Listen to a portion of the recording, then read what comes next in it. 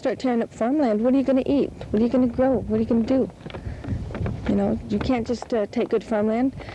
Go to the cities. That's where the crime is. The prison is a good place if it's put in the right place, but put in small communities or even large communities or in valuable farmland, I don't agree. There's too many other places that's remote. The city manager is not surprised that some opposition has surfaced. Still, he believes the majority of the townspeople want a prison because of the economic good it could do for the community. There's no doubt about it. In any type of environment, when you bring a change into community, there's going to be negative factors and there's going to be positive factors. But the most important thing to do is weigh them. And if the positive outweigh the negative, then that's how the decision should be made. Tonight, citizens either for or against the idea to build a state prison near Dos Palos will have a chance to discuss those concerns with the State Department of Corrections.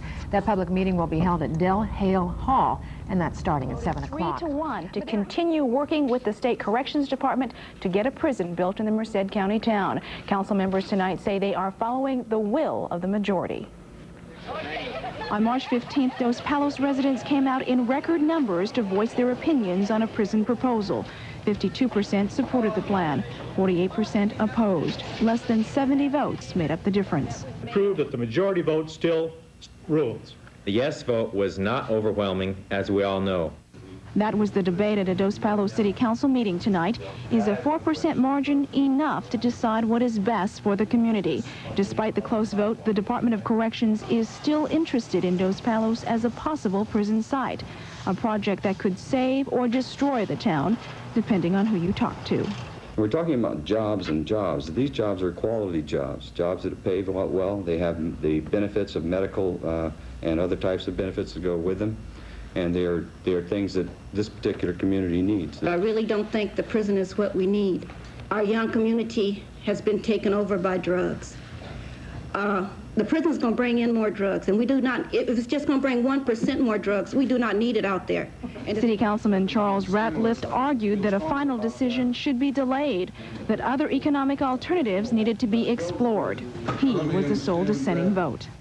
The City Council's action tonight does not mean a prison will be built in Dos Palos. The next step is a preliminary feasibility study that could cost $75,000, and it could require California lawmakers to pass special legislation to get that funding, so there certainly is a long road ahead.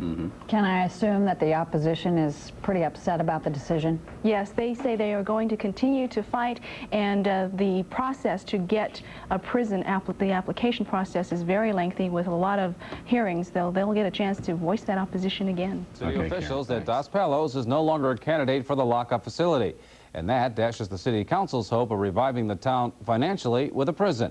The prison issue has divided this community of 4,800 people southwest of Merced. Some people didn't want the city to be seen as a prison town. Others thought the community needed that economic boost. There was a lot of people that were looking forward to it. Yes, it was a controversial subject that has impacted the community. I feel that it's definitely a loss, but I think that there are other things that we can begin to look at. The State Department of Corrections took Dos Palos out of the running because there was not enough overwhelming support for that prison.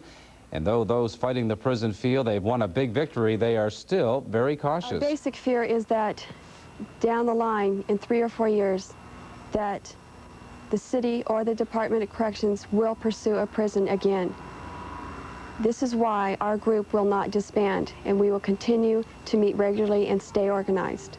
If the Department of Corrections cannot find another suitable site, Dos Palos may be considered once again. In the meantime, the financial troubles remain, and both sides agree that the community must pull together to chart a new course for their city.